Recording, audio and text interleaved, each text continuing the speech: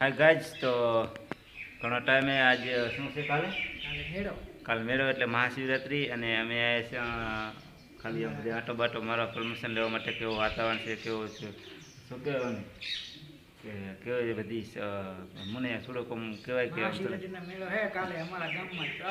આવી જવાનું બરાબર. અને આ વિડીયો હું આજે જ નાખીશ એટલે પબ્લિકને ખબર પડે. અને બીજું એવું કે કાલ મહાશિવરાત્રિ મેળો હશે એટલે ભાંગ તાલ હશે, બધું તાલ હશે, આમ જોયા જેવો મેળો હશે બરાબર.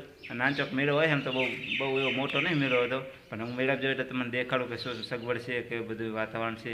અને હું આગળ જવું એટલે બતાડું હું તમારી બન્યા રહીજી વ્લોગની અંદર, જતા ના રહેતા.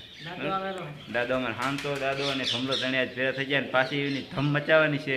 થોડાક સમયની અંદર પાછા આવી રહ્યા છે, તો બના રહીજો એમ ખોઈ જાય એવું ના ધારતા બરાબર. અમે આવ્યા હતા થોડાક સમયની અંદર, એટલે બહુ તો 5-10 દી અંદર વાપસ પાછા આવી રહ્યા છે, અને આસાન મોજ કરતા આવ્યા ને કરાવવાની છે બરાબર.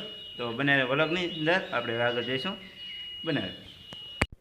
તો મિત્રો અહીં દેખાઈ રહ્યું છે એ મેળો છે, જો બધી તૈયારી ચાલુ છે. ચકડોલું આવી ગઈ છે, છોકરાને ઠેકવા માટેનું આવી ગયું છે, ઓલું હવા ભરેલું આવે ખબર ડેટકા જેવું મસ્ત લપસણ જેવું એ પણ આવી ગયું.